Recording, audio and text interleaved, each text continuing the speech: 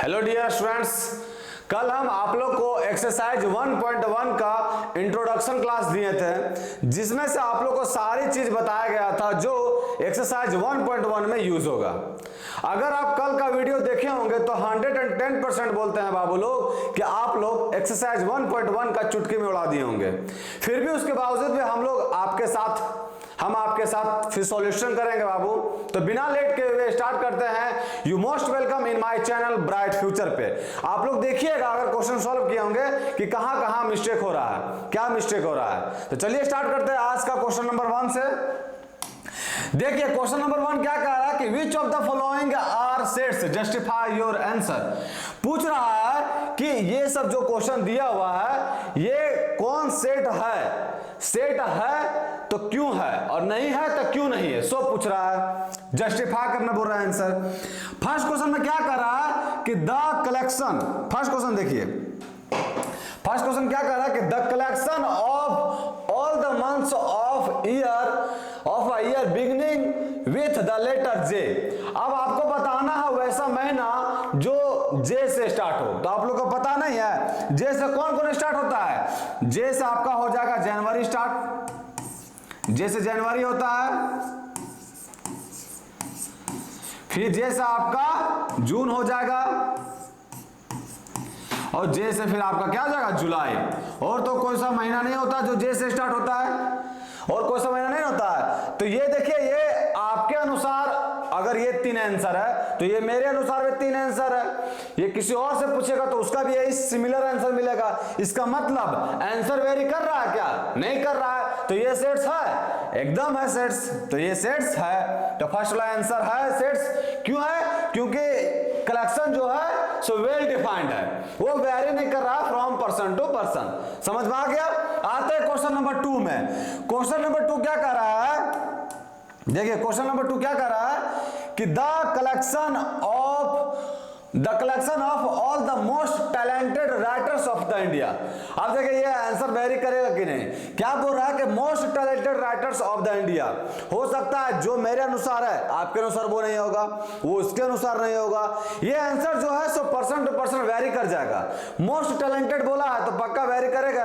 सबका ऐसा प्रीव्यू थोड़ी ना है कि सबका सिमिलर राइटर होगा, सेम ऐसा तो नहीं है जरूरी। तो ये आंसर क्या करेगा? वेरी करेगा। इसका मतलब ये सेट्स के अंदर आएगा क्या? नहीं आएगा। क्यों नहीं आएगा समझ में आया? क्योंकि इसका आंसर जो है सो ये वेरी कर रहा है। तो सेकंड वाला सेट आपका नहीं है। आते हैं थर्ड नंबर क्वेश्चन में।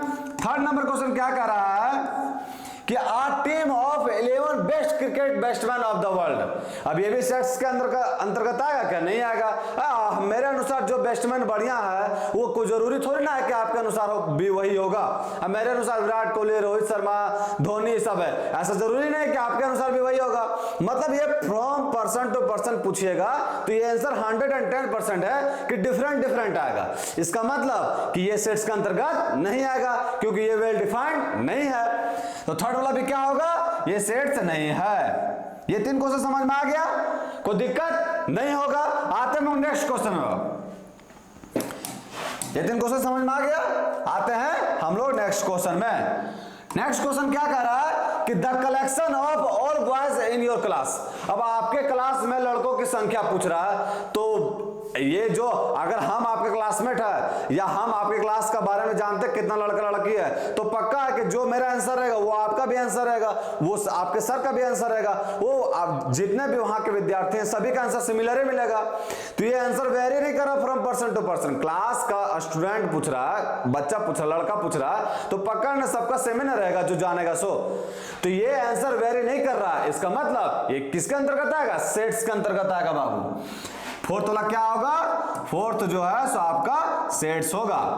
फिफ्थ में कौन सा होगा बाबू? फिफ्थ में क्या कह रहा है कि the collection of all natural numbers less than 100। Less than 100 से मतलब 100 से छोटा नेचुरल नंबर पूछा है तो 1 2 3 4 5 6 7 8 9 10 99 तक होगा। अगर ये मेरे अनुसार है तो क्या आपके अनुसार नहीं होगा? अगर आपके अनुसार नहीं होगा इसका मतलब आप नेचुरल नंबर का ज्ञान नहीं है आपको। नेचुरल नंबर 100 से नीचे जो मेरा आंसर होगा वो सभी का आंसर भी यही होगा। इसका मतलब ये आंसर वेरी नहीं कर रहा। अगर आंसर वेरी नहीं कर रहा तो ये सेट्स के अंतर्गत आएगा कि नहीं? बात चलो, तो ये सेट्स होगा। तो फिर क्या है? ये भी सेट्स है। जस्टिफाई योर आंसर बोला तो उसमें बताना रीजन बाबू, तो बता देगा कि it is a well defined collection, हो गया, that's why it is a sets. फिर 6 नंबर क्वेश्चन क्या कह रहा है? क्या collection of novels written by the writer of Munshi Premchand. अब ये भी सेट्स है कि नहीं? देखिए ये क्या बोल रहा है कि मुंशी प्रेमचंद के द्वारा लिखा गया नोवेल, ये सेट्स के अंतर्गत आएगा। अगर कोई किताब लिए हम मुंशी प्रेमचंद के द्वारा लिखा गया है तो ये अगर मेरे अनुसार लिखा गया, लिखा हुआ राइटर, तो आपके अनुसार भी वही ना होगा। मतलब जो मुंशी प्रेमचंद जितना भी नॉवेल लिखा है ये सेट्स के अंतर्गत आएगा कि नहीं? क्योंकि ये from person to person vary नहीं करेगा, तो ये क्या होगा? सेट्स होगा। तो 6 नंबर पे क्या होगा? सेट्स के अंतर्गत आएगा।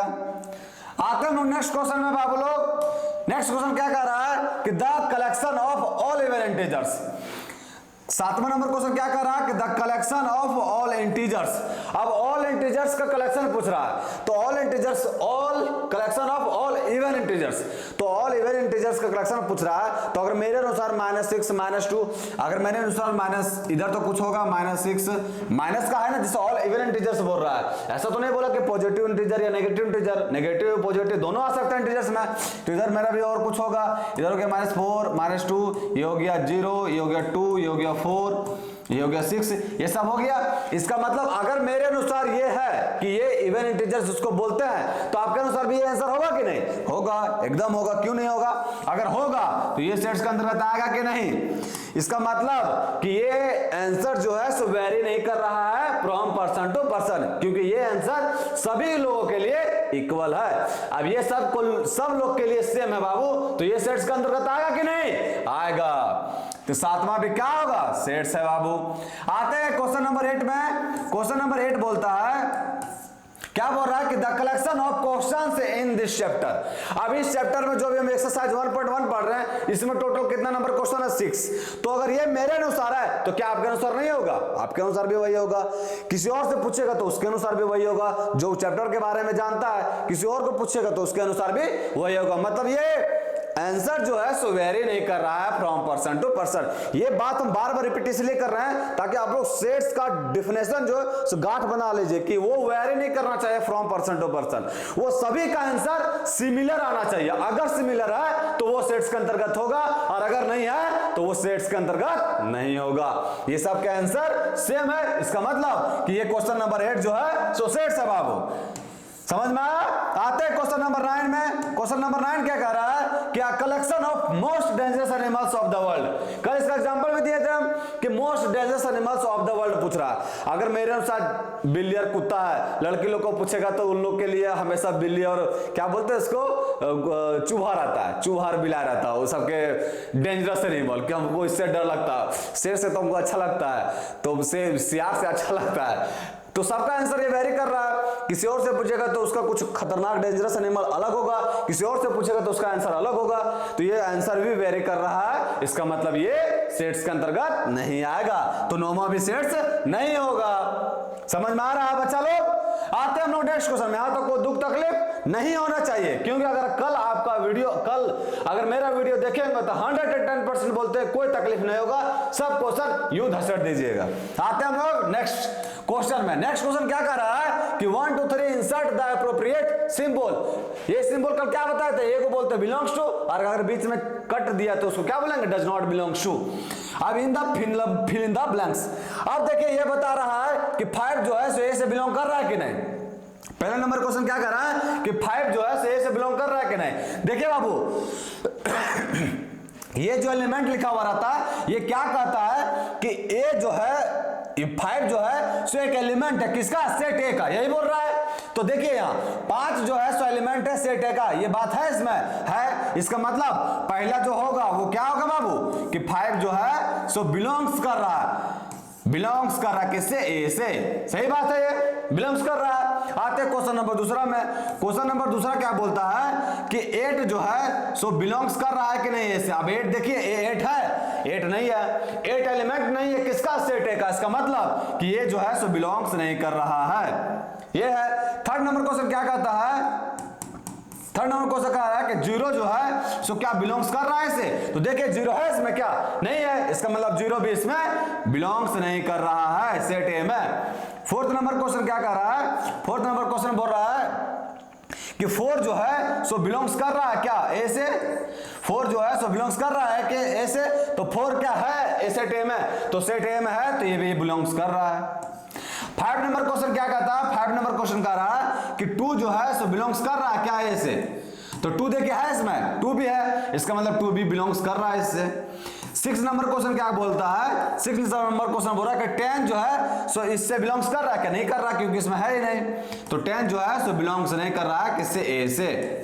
देखिए बिलोंग्स टू और डज नॉट बिलोंग्स टू का मतलब होता है बाबू कि अगर ये एक एलिमेंट लिखे हैं तो ये इस सेट के अंदर आना चाहिए, अगर आया तो बिलोंग्स रहेगा और अगर नहीं आया तो बिलोंग्स लिख क्या रहेगा, काट दीजिए, बिलोंग्स नहीं होगा। जैसे इक्वल लिखते हैं तो बराबर देते हैं, अगर इक्वल नहीं तो इक्वल लिख के काट देते हैं बाबू, उसी तरह ये भी है। समझ में आया।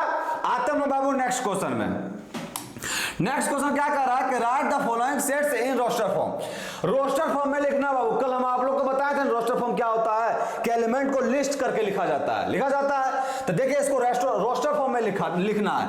फर्स्ट नंबर क्वेश्चन क्या कर रहा है, फर्स्ट नंबर क्वेश्चन कह रहा है कि a is equal to x such that, जो बिंदु दिया हुआ रहता है बाबू उसको क्या बोलते हैं, such that x is an integer and -3 is less than equal to x और less than 7।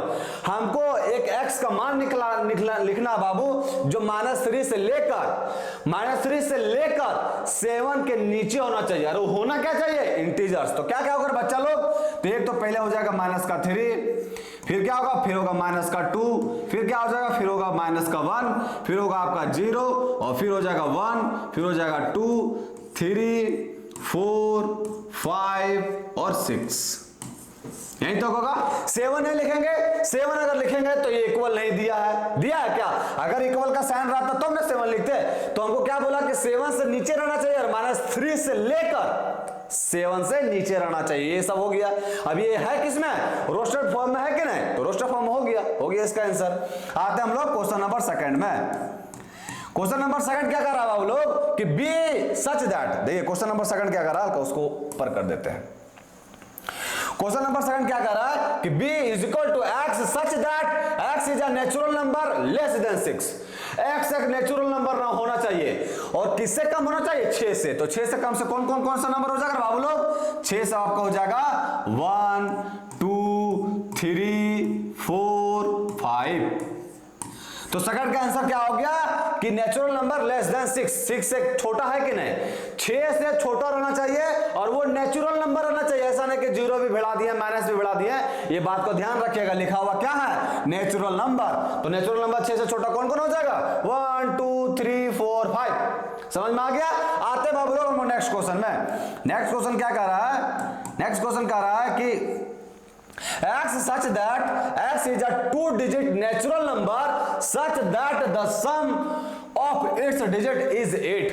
अब आपको 2 डिजिट लिखना है बाबू, जैसे लिखते हैं ना 3, 5, 2, 3 ऐसा करके 2 डिजिट लिखना है। जब उसको जोड़ेंगे तो सम कितना आना चाहिए, 8 के इक्वल। और वो दोनों नंबर लेंगे बाबू, वो कौन सा नंबर होना चाहिए, नेचुरल नंबर। तो कौन सा होगा, अब बुरबकवा अगर हमें की करता है, पहले कहेगा कि सर 0 8 मार लीजिए तो जोड़ेंगे तो 8 होगा। अरे बुरबाग 0 आपका नेचुरल नंबर है नहीं ना है, तो ये कैसे होगा, ये आपका आंसर नहीं होगा।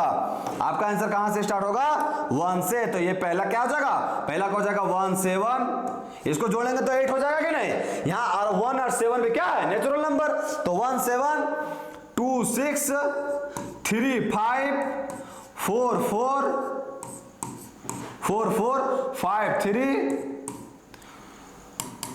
5 3 6 2 और 7 1 8 0 नहीं होगा। 1 7 2 6 3 5 4 4 5 3 6 2 और 7 1। इस सब को देखिएगा जोड़िएगा तो 8 आएगा और दोनों का दोनों नंबर किसमें, नेचुरल नंबर में। समझ में आ गया ये तीसरा नंबर क्वेश्चन। आते हैं हम लोग नेक्स्ट क्वेश्चन में। नेक्स्ट क्वेश्चन क्या कर रहा है, नेक्स्ट क्वेश्चन कह रहा है कि d is equal to x such that x is a prime number which is the divisor of 60. 60 का डिवाइजर कौन कौन सा प्राइम नंबर है? फोर्थ का क्या बोल रहा है कि 6 का डिवाइजर बताना है, जो 60 का डिवाइजर बताना है, लेकिन वो डिवाइजर को क्या होना चाहिए? Prime number. तो प्राइम नंबर 6 का डिवाइजर कौन कौन है बाबू लोग? पहला है आपका 2, फिर है 3 और फिर है 5। इसके अलावा कोई मिलेगा क्या? कोई नहीं है। 5 के बाद है 7, 7 के बाद है 11। वो कहां से डिवाइड करेगा? डिवाइजर का मतलब होता है कि ये सारा नंबर जो है सो उस 60 को डिवाइड करेगा। इसके अलावा कोई ऐसा प्राइम नंबर नहीं है जो 60 को डिवाइड कर दे। तो यही सब 3 आंसर होगा। तो यही 3 आंसर इज द हो जाएगा। अब आप फिफ्थ नंबर क्वेश्चन क्या कर रहा है? फिफ्थ नंबर क्वेश्चन बोल रहा है कि the set of all letters in the word trigonometry. हमको देखिए सेट बिल्डर फॉर्म में हमको बोला लिखने के लिए, किसमें बोला है? सॉरी, रोस्टर फॉर्म में बोला। सेट बिल्डर फॉर्म में तो लिखा हुआ है, लिखना हमको बोला किसमें? रोस्टर फॉर्म में। अब देखिए कल हम आप लोग को ये चीज बताए थे रोस्टर फॉर्म में कि रोस्टर फॉर्म में ना ही रिपीटेशन का कोई इफेक्ट होता है और ना ही ऑर्डर का इफेक्ट होता है। अरे जब रिपीटेशन और ऑर्डर का इफेक्ट होवे नहीं करता है तो हम एक ही चीज में दो बार काहे लिखे? सो बताइए, जब हम एक सेट के अंदर एक और एक लिखेंगे, इस बतिया का मतलब है कि एक के लिखिए, तो हम 10 बार काहे लिखे? काहे पेज भरे? बुर्बक तो नहीं है, हम होशियार है। इसका मतलब हमको 2 बार जो रिपीटेशन है उसको एक ही बार लिखना है। काहे लिखना से समझ में आया? अगर लिख दीजिएगा तो कोई दिक्कत नहीं है, लेकिन लिखना किसमें? एक ही बार में। जब हमको कोई फायदा नहीं है, कोई काम करते हैं हम अपने फायदे के लिए ना, अब देख रहे हो कोई फायदे नहीं है तो काहे जबरदस्ती काम करें हम? समझ में आया? इसमें रिपीटेशन और लिखना ही नहीं है आपको। तो लिखना क्या क्या है? ट्रिगोनोमेट्री बोला है, ट्रिगोनोमेट्री बोला है। तो फर्स्ट में टी लिखाएगा, आपका टी लिखाएगा। और बाबू बोला किसमें? रोस्टर फॉर्म में, मतलब सब एलिमेंट लिस्ट होगा सेपरेटेड बाय कोमास। कोमा देना बाबू, ऐसा नहीं कि टी और साथे लिख दिया, गलत काम नहीं करना। एलिमेंट को लिस्ट कर किया जाएगा, इसमें किया जाएगा ना।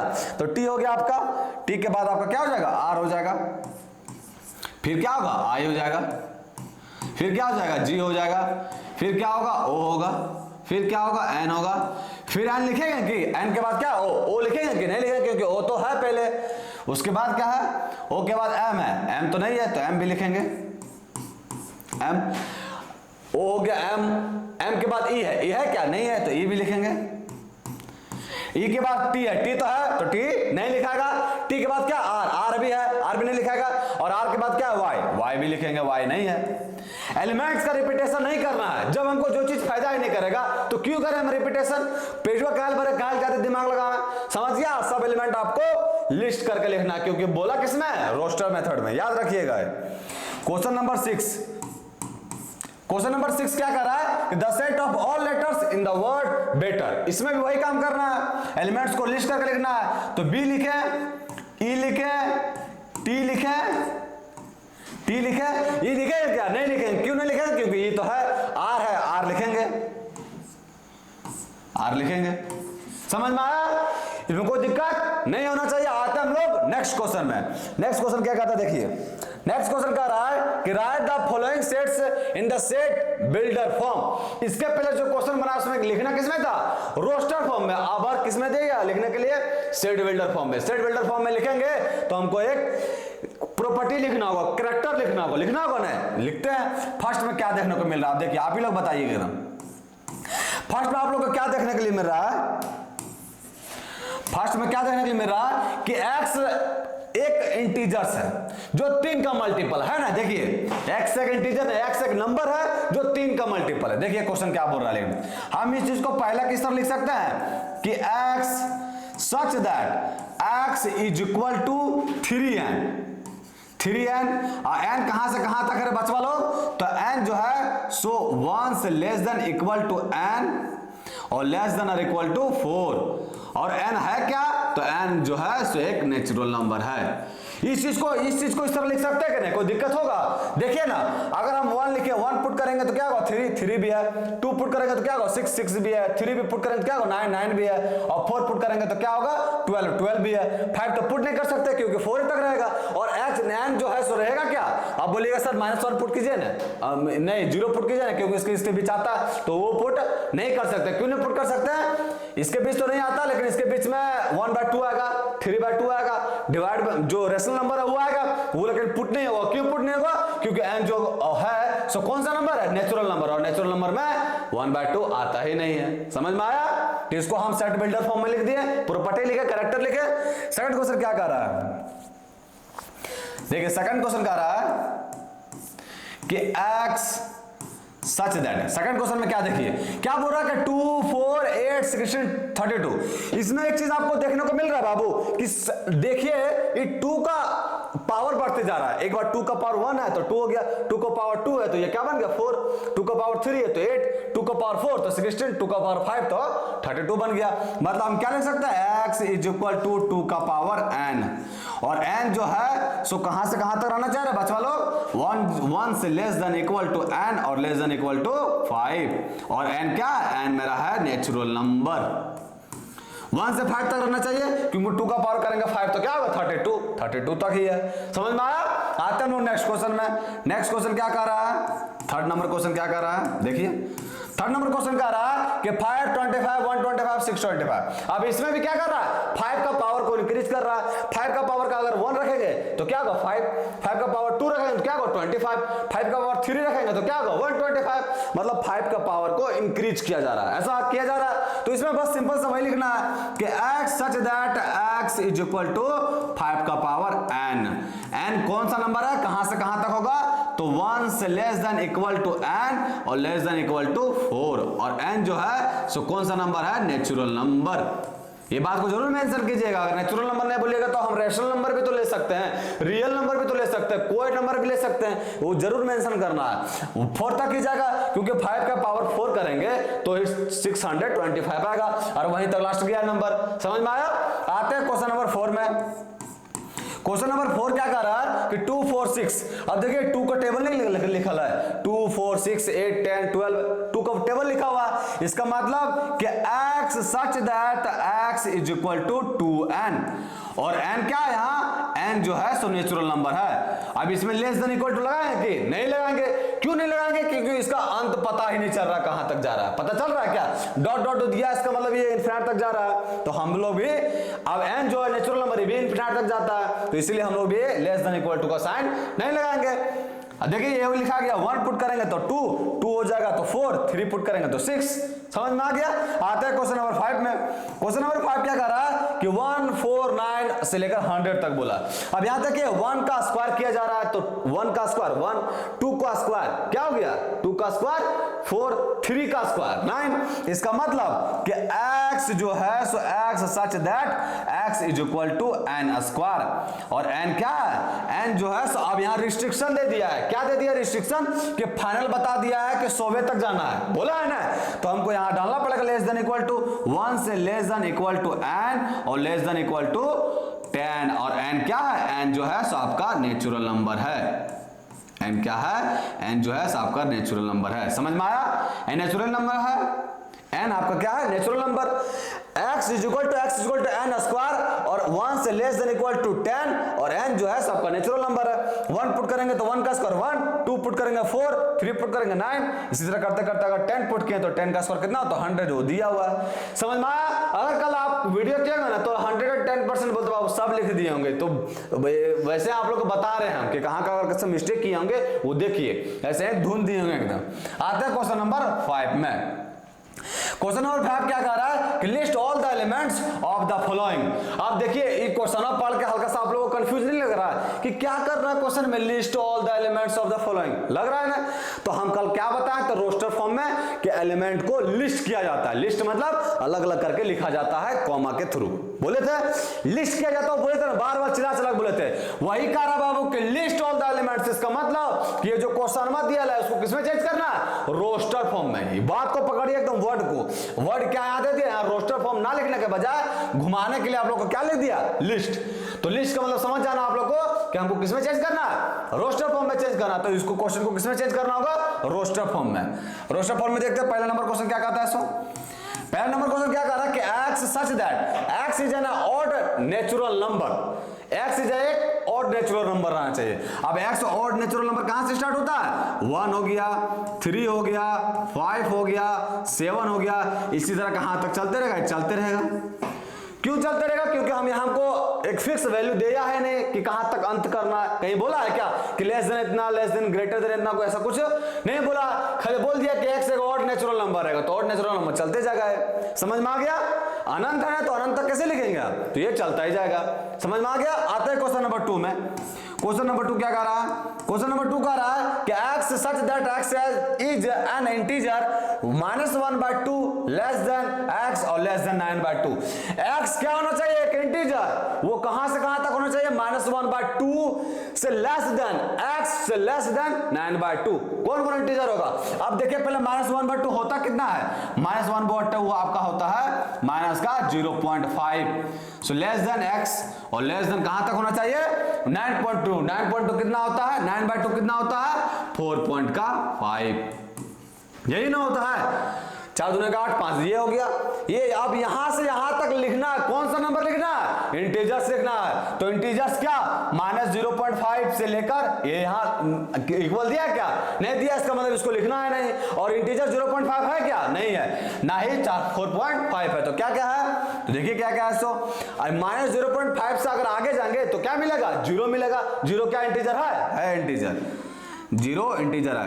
0 पॉजिटिव या नेगेटिव इंटीजर नहीं, लेकिन इंटीजर है ना इंटीजर। सेकंड में क्या हो जाएगा? 0 के बाद 1 आ जाएगा, 1 के बाद 2 आएगा, 2 के बाद 3 आएगा, 3 के बाद 4 आएगा और 4 के बाद 5 आएगा। 5 आएगा क्या बच्चा लोग? नहीं आएगा। क्यों नहीं आएगा 5? क्योंकि हमको जाना कहां तक है? 4.5 से पहले ही। अब 4.5 के ये तो 5 हो गया, ये ज्यादा हो गया, इसका मतलब 5 तक नहीं जाएगा। ये बात ध्यान रखिएगा एकदम। ये आपका 4.5 तक 4.4 तक ही जाएगा, क्योंकि हमको लास्ट नंबर दिया कितना? 4.5। और 4.5 से पहले पूछा, कैसे पूछा? इंटीजर्स, तो इंटीजर 4 तक जाएगा। समझ में आ गया यहां तक? नहीं आते हैं नेक्स्ट क्वेश्चन में। नेक्स्ट क्वेश्चन क्या कर रहा है? देखिए नेक्स्ट क्वेश्चन कह रहा है आपका कि एक c इज इक्वल टू, देखिए हल्का ऊपर करते हैं इसको। ये क्या कर रहा है? देखिए ये क्या कर रहा है कि c is equal to x such that x is an integer x square less than equal to 4। अब ये क्या बोला कि x स्क्वायर जो है so less than equal to किसके? 4 के। लेकिन x कौन सा नंबर है? इंटीजर्स। तो कौन कौन नंबर होगा? अब यहां बुरी बात की करता है, लिख देता है सर 2 -1 ऐसे ऐसे लिख देता है। हम ये बच्चे ये इसको नंबरवा पढ़ना बहुत जरूरी बाबू। इंटीजर्स बोला, इंटीजर्स में माइनस प्लस 0 सब आता है ना। तो क्या होगा? जो 4 से छोटा है तो सबसे पहले नंबर आपका माइनस का 2 बनेगा, क्योंकि -2 का स्क्वायर कितना होता है? 4 के इक्वल है। फिर -1 बनेगा। अगर -3 लिखेंगे तो गलत होगा कि नहीं? गलत हो जाएगा, क्योंकि -3 का स्क्वायर कितना होता है? 9। अब 9 जो है सो 4 से बड़ा है कि नहीं है? बड़ा, इसका मतलब गलत हो जाएगा। तो -2 माइनस का 1 फिर क्या हो जाएगा? 0 और फिर क्या होगा? 1 और फिर क्या होगा? 2। अगर 3 लिखेंगे तो ये 9 हो जाएगा, फिर वही बात बन जाएगा। तो ये आपका यहाँ हो गया क्वेश्चन नंबर 3 का आंसर। समझ में आया यहां तक? कोई दिक्कत नहीं होगा। आते हम लोग नेक्स्ट क्वेश्चन में। सब क्वेश्चन बना होगा आपसे कल। नेक्स्ट क्वेश्चन क्या कर रहा है कि x is a letter in the word lower. हमको लिखना किसमें? रोस्टर फॉर्म में, लिस्ट करना है एलिमेंट को।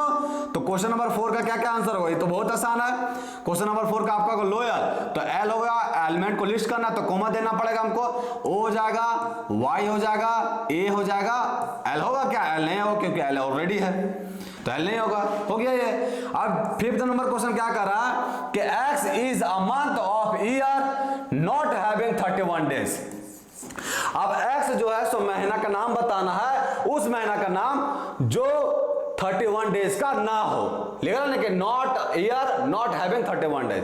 अब हम लोग बचपने से पढ़ते आ रहे हैं, इसको ऊपर जो ठुडिया निकल रहा था इसका मतलब 31 डेज, अगर घुस गया तो 30 डेज। तो जनवरी में निकला है, इसका मतलब 31 डेज है। और हमको बोला क्या कि 31 डेज नहीं रहना चाहिए। बीच में कहां गया? फरवरी। तो फरवरी आपका हो गया।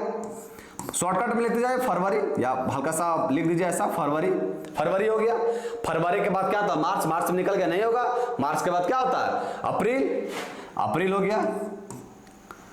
अप्रैल, जनवरी, फरवरी, मार्च, अप्रैल, फिर मई, फिर जून। तो जून होगा, फिर जून, फिर या जुलाई, फिर ये अगस्त, फिर क्या हो जाएगा? सितंबर। तो सितंबर हो जाएगा,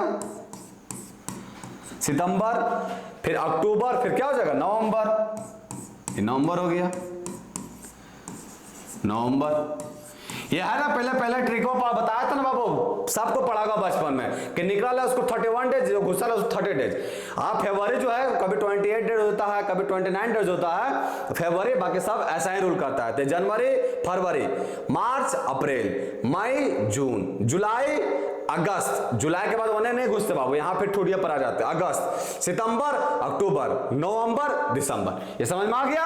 ये 31 डेज का नहीं होना चाहिए, यही होगा आपका फरवरी, अप्रैल, जून, सितंबर और नवंबर। आते हैं नेक्स्ट क्वेश्चन में। नेक्स्ट क्वेश्चन में क्या करना है? नेक्स्ट क्वेश्चन में कह रहा है कि x is a consonant is the English in the English alphabet which precedes एक। अब आपको क्या बोला है कि एक्स जो है सो एक इंग्लिश कॉन्सोनेंट है, कॉन्सोनेंट है इंग्लिश अल्फाबेट में। क्या है एक्स? एक्स जो है सो एक कॉन्सोनेंट है इंग्लिश अल्फाबेट में विच प्रीसीड्स वर्क, जो एक्स को प्रीसीड नहीं करता, मतलब एक्स के पहले वाला जितना भी कांस्टेंट है सब लिखना आपको। प्रीसीड का मतलब होता है कि उसको पार नहीं करता, के को। समझ में आ गया? तो क्या हो जाएगा, कौन कौन हो जाएगा आपका? के से नीचे वाला कॉन्सोनेंट आपका हो गया बी हो जाएगा, क्योंकि ए जो है सो क्या है वोवेल, तो बी हो जाएगा। बी के बाद क्या होगा? सी होगा। सी के बाद क्या होगा? डी। डी के बाद ई होगा क्या? नहीं होगा। ई के बाद क्या हो जाएगा? एफ। एफ के बाद जी। जी के बाद एच। एच के बाद आई होगा क्या? आई नहीं होगा। आई के बाद क्या होगा? जे। और जे के बाद क्या होगा? के के पीछे ही रहना चाहिए, बोला है ना, तो ये जे तक हो गया। समझ में आया? ये हो गया आपका क्वेश्चन नंबर 6 का आंसर। आते हैं नेक्स्ट क्वेश्चन में। ये नेक्स्ट क्वेश्चन क्या करना है? मैच करना है। एक साइड आपको क्या लिखा हुआ है? रोस्टर फॉर्म, एक साइड क्या लिखा हुआ है? Set builder form. Question number 6 आपको लिख के आना है और कल कमेंट सेक्शन में कमेंट भी करना है कि एक का ऐसे लिखना है कि 1 का डी के साथ, 2 का सी के साथ, इस तरह मैच करके कमेंट सेक्शन में डालना है। कल हम ये कमेंट देखेंगे बाबू। इसलिए आज के लिए इतना ही, फिर कल मिलते हैं नेक्स्ट चैप्टर के साथ। थैंक यू, जय हिंद।